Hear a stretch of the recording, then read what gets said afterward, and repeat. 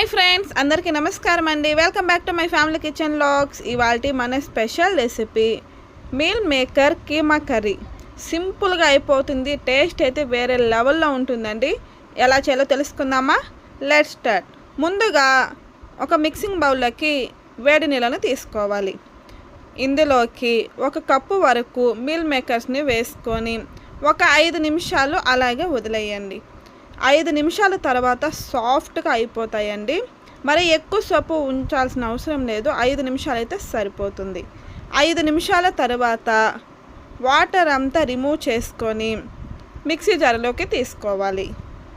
చూసారు కదండి, ఇలా సాఫ్ట్గా అయితే సరిపోతుంది. ఇప్పుడు వీటిని బరకగా గ్రైండ్ చేసుకోవాలి. ఇలా రెడీ చేసుకొని పక్కన పెట్టేసేయండి. ఇప్పుడు కడాయి తీసుకొని 2 టేబుల్ స్పూన్స్ ఆయిల్ని వేసుకోవాలి.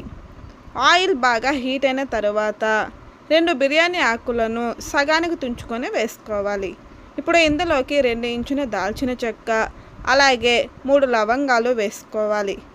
ఇప్పుడు 2 పెద్ద సైజ్ ఆనియన్స్ను మీకు ఎంత వీలైతే అంత సన్నగా కట్ చేసుకొని వేసుకోవాలి. ఇలా వేసుకున్న తర్వాత 1 టీ స్పూన్ ఫ్రెష్గా దంచుకున్న అల్లం వెల్లుల్లి పేస్ట్ని వేసుకొని పచ్చి వాసన పోయేంత వరకు వేపుకోవాలి. ఇప్పుడు ఇందులోకి 2 పెద్ద టమాటాలను సన్నగా కట్ చేసుకొని వేసుకోండి. మెత్తగా గ్రైండ్ చేసుకొని వేసుకున్నా కూడా ఓకే. మనం ఆనియన్స్ ఏ క్వాంటిటీ అయితే తీసుకున్నామో టమాటాలను కూడా అదే క్వాంటిటీతో తీసుకోవాలి. ఆ తర్వాత కొంచెం కరివేపాకు, 1 టీ స్పూన్ పసుపు, 1 టేబుల్ స్పూన్ కారం, అలాగే 1 టీ స్పూన్ వేయించిన ధనియాల పొడి, 1/2 teaspoon garam masala, 1 teaspoon salt వేసి మసాలాలు మొత్తం పచ్చి వాసన పోయేంత వరకు వేపుకోవాలి. ఇలా టమాటాలు కూడా మెత్తగా మగ్గించుకున్న తర్వాత మీల్ మేకర్ కీమాని వేసేసి బాగా కలిపేసుకోవాలి. ఇప్పుడు ఇందులోకి చిన్న టీ గ్లాస్ అంతా వాటర్ని వేసి బాగా కలిపెట్టుకొని లో ఫ్లేమ్లో మాత్రమే ఒక 10 మినిట్స్ కుక్ చేసుకున్నారంటే meal maker keema curry ready. చాలా అంటే చాలా సింపుల్ కదా, టేస్ట్ అయితే చాలా బాగుంటుందండి. నాన్ వెజ్ వాళ్ళకైతే mutton keema, chicken keema special.